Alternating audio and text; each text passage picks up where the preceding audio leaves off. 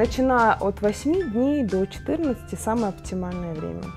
В этот период ребенок еще спокоен, он меньше реагирует, его мышцы еще помнят позы, которые находятся у мамы в утробе, и тем самым, когда мы пеленаем ребеночка, то есть его тело помнит это, ему комфортно, он хорошо спит, его ничего не беспокоит.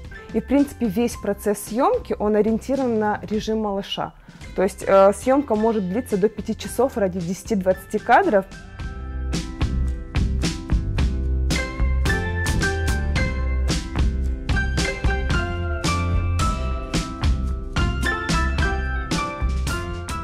Я безумно люблю детей, и работа для меня это не как работа, а просто как хорошее времяпровождение. Ну, и это огромная ценность, когда родители доверяют тебе такое сокровище. Это очень важно и ценно для меня. Почему Newborn? Давно наблюдала за этим направлением. Появилась возможность пройти полноценный курс, то есть не двухдневный мастер-класс, а полноценный курс. С этого и пошло. Каждая съемка, какое-то волшебство в кадре.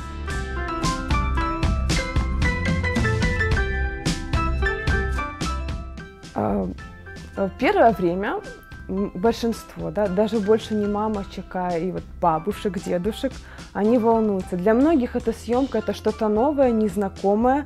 Многие настороженно к этому относятся, но как только начинается процесс, и они понимают, что ребенок в безопасности, вокруг все стерильно, я, в принципе, прихожу с очень добрым посылом, и все расслабляются, просто умиляются процессом этой съемки.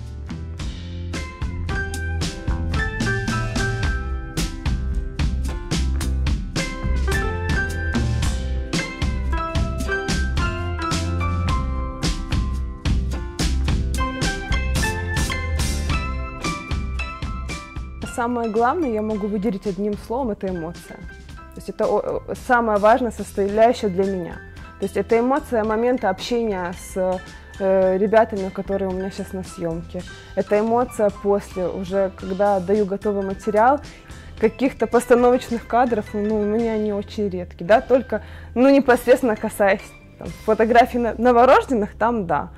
А вообще стараюсь ловить кадры.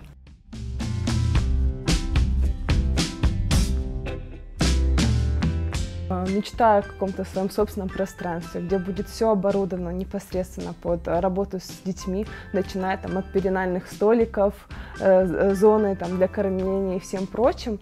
Ну и, конечно же, для меня очень важно вносить какой-то наш национальный колорит в эти съемки. Безумно много всяких идей. Сейчас решение только реализация, какое-то свое пространство, где уже можно будет творить в этом направлении.